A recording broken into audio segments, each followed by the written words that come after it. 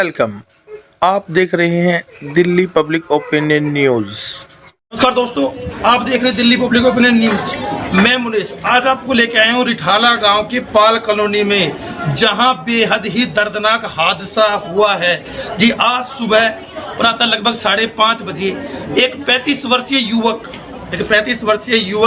प्रदीप पाल जो अपने घर से निकला था, कुछ ही दूरी जाने के पश्चात प्रहलादपुर की रेड लाइट जो यहाँ से मुश्किल 3 किलोमीटर होगी, उसके साथ एक ऐसा हादसा, दर्दनाक हादसा हुआ कि किन्हीं अज्ञात व्यक्तियों ने उन्हें 3 लगातार गोलियां मारी।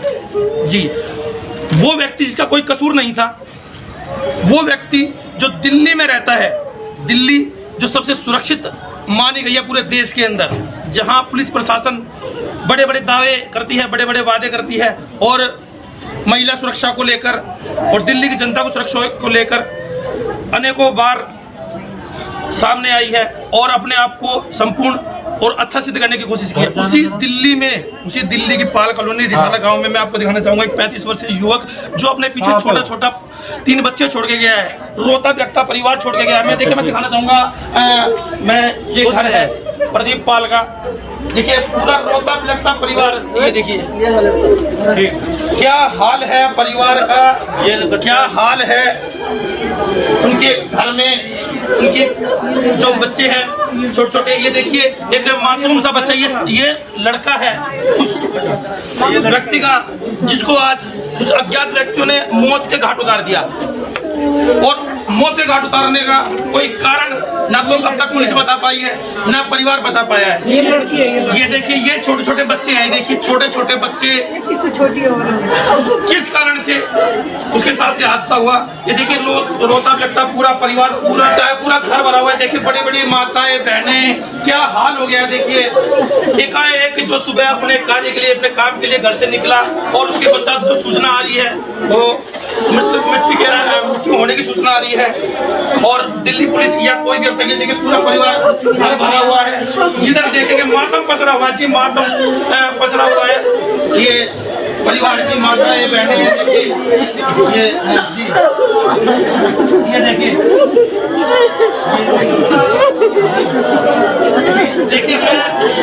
मैं दिखाऊंगा कि देखिए पूरा घर जहाँ तक हम नजर मारेंगे महिलाओं से भरा हुआ है, सन्नाटा पसरा हुआ घर के अंदर, मातम पूरी तरह छाया हुआ है। ये वो महिलाएं हैं, ये देखिए जो मंत्री है, क्या हालत हो गया रो कर, क्या हालत हो गया रो कर। मैं अपने कैमरामैन से कहूँगा पास आके दिखाएं जी,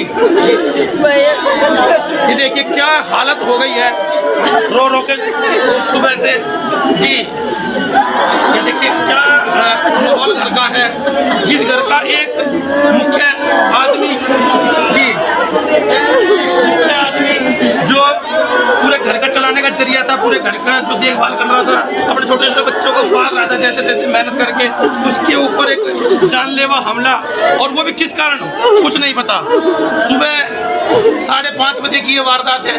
5:30 बजे की वारदात से लेके अब तक दिल्ली पुलिस अब तक ये नहीं बता पाई है कि किस अज्ञात व्यक्ति ने पर हमला किया है। सीसीटीवी कैमरे समस्त पूरी दिल्ली में लगे हुए हैं। दिल्ली के मुख्यमंत्री श्री अरविंद केजरीवाल जी ने जो दावे करते हैं कि पूर्ण दिल्ली के लोगों को सुरक्षा दी जाएगी, पूरी सुरक्षा मुहैया कराई जाएगी। सीसीटीवी कैमरे लाखों की संख्या में, लाखों की तादाद में सीसीटीवी कैमरे लगाने के जो दिल्ली सरकार दावे कर रही है, तो उन कैमरों का क्या फायदा है कि जो घटना हुए लगभग 8 से 9 घंटे बीत चुके हैं, उसके पश्चात भी अब तक किसी व्यक्ति को दिल्ली पुलिस नहीं पकड़ पाई है, ना ही ये मालूम हुआ है कि किस वारदात के किस कारण से ये वारदात हुई। देखिए पूरा, अगर मैं बात करूँ पूरी कॉलोनी के अंदर मातम पसरा हुआ है। देखिए पीछे मैं अपने कैमरामैन से कहूँगा हजारों की संख्या में, देखिए हजारों की संख्या में मेरे पीछे भी लोग जुड़े हुए हैं, इस दुख की घड़ी में परिवार के साथ हैं।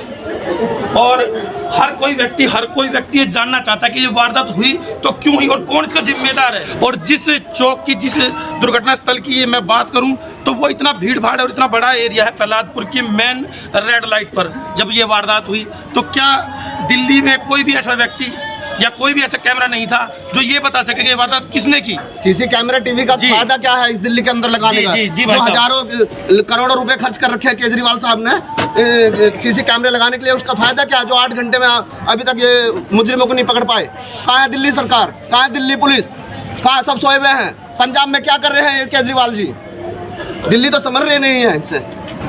जी देखिए ये क्रोध है जी। जिस परिवार के, जिस पड़ोस के, जिस घर से कोई व्यक्ति जाएगा तो इस तरह का क्रोध होना स्वाभाविक है जी। हम बात करेंगे किसी और से। जी नमस्कार भाई साहब, कैसे हैं जी? भाई साहब इस गुत्थी को जल्दी से जल्दी सुलझाएगी दिल्ली पुलिस, उतना ही बढ़िया है। हमें कुछ नहीं चाहिए, हमें सिर्फ इंसाफ चाहिए। हमारे भाई के साथ नहीं तो हम आने वाले समय में रोड जाम करेंगे, हम ऐसा काम करेंगे, मेट्रो स्टेशन जाम कुछ करेंगे, रोड जाम भी करेंगे और धरना भी देंगे और दिल्ली पुलिस को भी इसमें कोसेंगे। लेकिन ये काम होना चाहिए और हमें सिर्फ इंसाफ चाहिए। और हमारे भाई के जिसने भी ये काम किया है उसको सख्त से सजा मिलनी चाहिए और वो पकड़ा जाना चाहिए। तो अभी दिल्ली पुलिस का इस अंदर में अभी जो 8 घंटे 9 घंटे बीत चुके हैं, तो दिल्ली पुलिस का अभी तक तो हमें कोई क्लू नहीं मिला है इस बारे में। सिर्फ इन्वेस्टिगेशन चल रही है, हमें सिर्फ ये बोल रहे हैं कि हम अपना काम कर रहे हैं, इन्वेस्टिगेशन कर रहे हैं। हमें अभी इस बारे में कुछ नहीं क्लू मिला है, ना उन्होंने कुछ आश्वासन दिया कि क्या होगा, कैसे होगा, किसने किया, अभी कुछ नहीं मिला है। तो हम सिर्फ उन्हीं की इन्वेस्टिगेशन के पीछे हैं अभी। तो अगर मैं बात करूं दिल्ली में सीसीटीवी कैमरे की, जिस चौराहे की, जिस रेड की हम बात कर रहे हैं पैरातपुर के, वहाँ पे बड़े बड़े सीसीटीवी कैमरे लगे हुए हैं।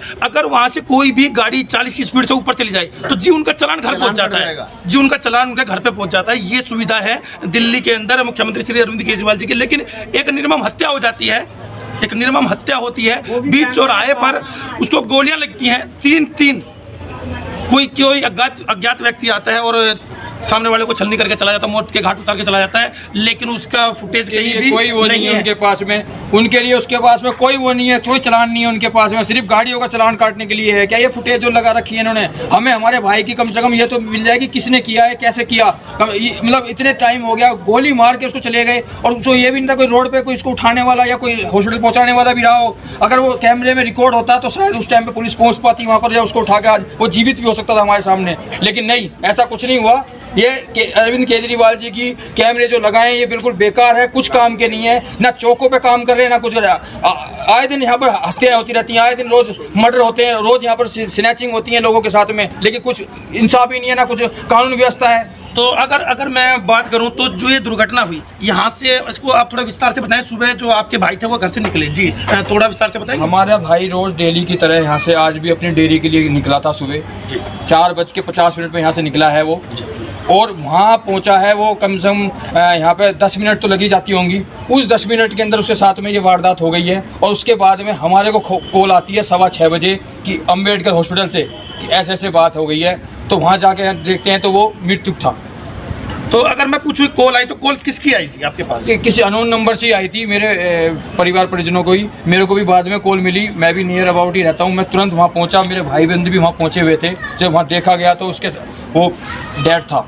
तो अगर मैं आपसे जानना चाहूँ यहाँ पर कि जो वारदात हुई, वारदात के पश्चात उनको जो हॉस्पिटल था वो कौन लेके गया? दिल्ली पुलिस के जवान या कोई अन्य व्यक्ति? कोई जानकारी इस बात में आपको है? इस बात में तो नहीं है, लेकिन वहाँ लोग बाग ये बताए थे कि एम्बुलेंस आई थी, एम्बुलेंस में ले गए हैं। तो दिल्ली पुलिस ने ही एम्बुलेंस बुलाई होगी वो तो। जी तो अब तक मैं आपसे और एक बुजुर्ग, लेकिन हमें जो ना एक क्लू और नहीं मिल पाया। जहाँ पर हमारे भाई की ये हुई हत्या, गोलियाँ लगी, वहाँ कोई वो नहीं मिला अभी तक। कोई ब्लड के निशान नहीं थे, कोई कुछ नहीं थे, ना कोई वहाँ पर वो कोई ऐसी चीज़ मिली भी जिससे पता चल पाए कि यहाँ पर गोलियाँ लगी हैं।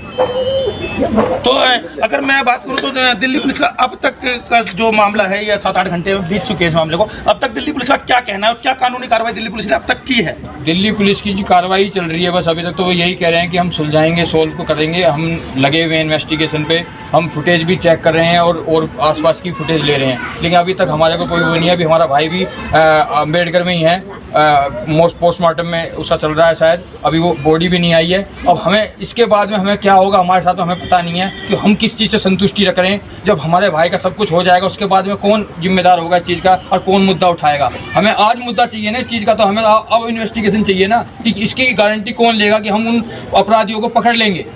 जी देखिए, अगर मैं बात करूं, एक जो अच्छे व्यवहारिक जो इंसान होते हैं, अच्छा व्यवहारिक जो परिवार होता है, उसकी एक निशानी है कि घटना परिवार सैकड़ों की तादाद में लोग जुड़े हुए हैं। सैकड़ों की तादाद में, जहाँ तक मैं देखूं, पूरी गली भरी हुई है, पूरा घर भरा हुआ है, महिलाएं पुरुष बड़े बुजुर्ग समस्त इनके साथ दुख में इनके सम्मिलित हैं। लेकिन अगर मैं सर आपसे बात करूँ तो कोई किसी पर्सनल आपसे कोई रंजिश, कोई दुश्मनी या किसी पर शक संदेह आपको? अभी तो ऐसा कोई नहीं सामने आ रहा है रंजिश का या संदेह। उसकी किसी के साथ में कोई ऐसी वो नहीं थी, बहुत ही प्यारा बच्चा था, किसी से तू कह के भी नहीं चलता था वो। उसने कभी किसी से मतलब कि लड़ाई करनी तो कॉलोनी में मतलब किसी से सीखी नहीं, और ना उसने कभी करी है ऐसे। तो ये थे मृतक के भाई जी ये थे मृतक के भाई, जिनका कहना है कि हमारी किसी कोई शत्रुता नहीं थी, कोई दुश्मनी किसी से नहीं थी, ना हमें इस बात की कोई जानकारी है, ना दिल्ली पुलिस अब तक कोई क्लू इस बात का निकाल पाई है, ना कोई सबूत है। जहाँ पे मृत की वो बता रहे हैं कि यहाँ पे वारदात हुई, वहाँ पे कोई ना तो ब्लड गिरा मिला है, ना कोई चश्मदीद गवाह है उस बात का। तो दिल्ली पुलिस भी शायद इस मामले को गोलमाल कुछ घुमा रही है, पूरी तरह से कार्रवाई नहीं। अगर कोई गाड़ी 40 की स्पीड से ऊपर चले जाए तो चालान घर पहुँच जाएगा 2000 रुपये का। लेकिन ये जो इतनी बड़ी वारदात, इतना बड़ा अंजाम दिल्ली के अंदर दिया गया है, जो सुरक्षा के नाम पर सबसे अधिक मानी जाती है, सबसे सेफ जो होने का दावा कर रही हैं, इन जो छोटे छोटे बच्चे हैं, इनका कौन जिम्मेदारी लेगा? तो अगर मैं बात करूं दिल्ली पुलिस, तो दिल्ली पुलिस का कोई आला अधिकारी, आला अफसर कोई आपसे परिवार आए हैं, इंक्वायरी करने आ रहे हैं, बस नोटिफिकेशन चल रहा है, क्या नोटिफिकेशन चल रहा है? किसी को संतुष्ट कर पाए आज तक, अभी तक 8 घंटे में? जी मतलब अगर मैं बात करूं तो SHO साहब या ACP या DCP कोई आपसे कोई नहीं आया, बस दो इंस्पेक्टर आए हैं, देख के चले गए हैं, इंक्वायरी चल रही है जी। मैं आपसे कहूं कि जिस की मृत्यु हुई है उसकी कोई तस्वीर दिखाएं अगर हो किसी के पास। देखिए मैं अपने कैमरामैन से कहूँगा ये दिखाएं, ये जो है बिल्कुल यंग जी, 30 से 32 साल के आसपास की आयु है जी, 30 से 32 के लगभग की आयु है। अगर इस तरह के जवान और युवा वर्ग की इस तरह निर्मम हत्या दिल्ली के अंदर की जाएगी तो दिल्ली के मुख्यमंत्री, दिल्ली सरकार किस तरह दिल्ली को सुरक्षित होने का जो दावा कर रही है वो किस तरह पूर्ण हो? हमें सर इसके लिए ना इसको इंसाफ चाहिए, इन बच्चों का इंसाफ चाहिए कि हमें जिसने भी हत्या की है उनको सख्त से सजा मिले, तभी हमें संतुष्टि मिल पाएगी जी।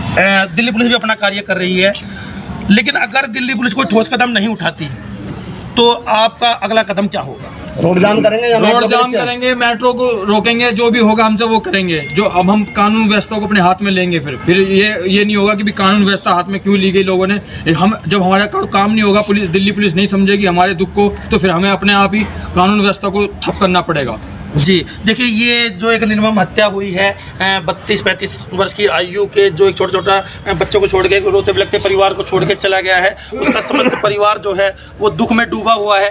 इस समय कोई भी उनको नहीं सूझ रहा है उचित या अनुचित, बस मस्तिष्क में है तो न्याय, मस्तिष्क में है तो सिर्फ न्याय, कि हमें न्याय चाहिए, इन बच्चों के भविष्य की जिम्मेदारी चाहिए, कौन लेगा?